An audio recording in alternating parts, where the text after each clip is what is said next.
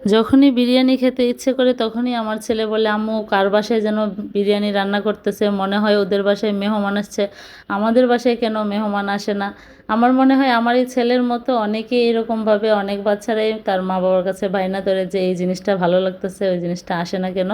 আসসালামু আলাইকুম ভিউয়ার্স, কেমন আছেন সবাই? আশা করি যে যেখান থেকে ভিডিওটা দেখছেন সবাই ভালো আছেন। আর আজকে আমি ঝটপট বিরিয়ানি রান্না করব অল্প উপকরণে, একদম শর্টকাটে। আশা করি আজকের এই রেসিপিটা আপনাদের কাছে ভালো লাগবে। যদি ভালো লাগে আমার ফেসবুক পেজটিতে লাইক এবং ফলো করে দেবেন। যারা ইউটিউব থেকে দেখছেন চ্যানেলটি সাবস্ক্রাইব করে চ্যানেলের পাশেই থাকবেন।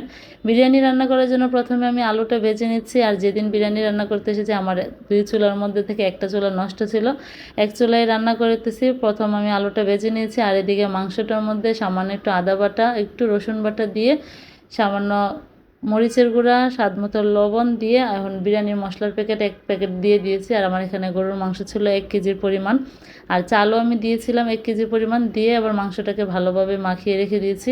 এখানে কিন্তু আমি আর অন্য কিছুই ব্যবহার করি নাই, টক দই অথবা গুঁড়া দুধ কিংবা লেবুর রস কোনো কিছুই দেই নেই, এভাবে মাখিয়ে রেখে দিয়েছি। তবে মাংসের সাইজটা একটু ছোটো করে নিয়েছিলাম।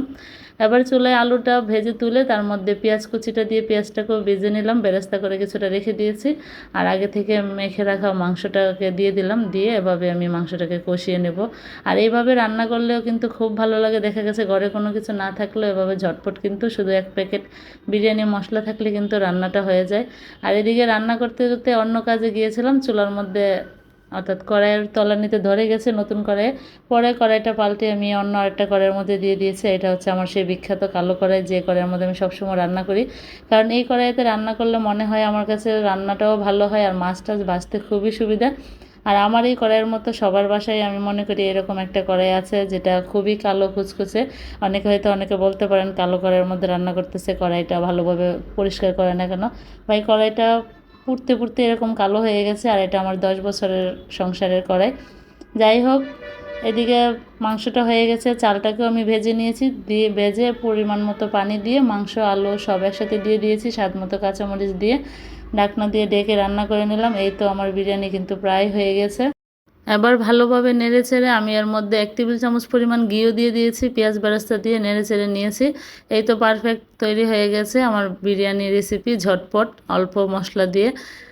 আশা করি এই রেসিপিটা আপনাদের কাছে ভালো লেগেছে। আর আমার ছেলের মতো আপনাদের বাসায় কে কে এরকম বিরিয়ানি খাওয়ার আবদার করে অবশ্যই কমেন্টস করে জানাবেন। কারণ আমার ছেলে যখনই বিরিয়ানি খেতে মন চায় তখনই তার এই ডায়লগটা চলে যে আম্মু কার বাসায় যেন মেহমান এসেছে, বিরিয়ানির গন্ধ লাগতেছে। আশা করি আপনাদের বাসায় এরকম হয়। দেখা হবে পরবর্তী রেসিপিতে। সে পর্যন্ত সবাই ভালো থাকবেন, সুস্থ থাকবেন। আল্লাহ হাফেজ।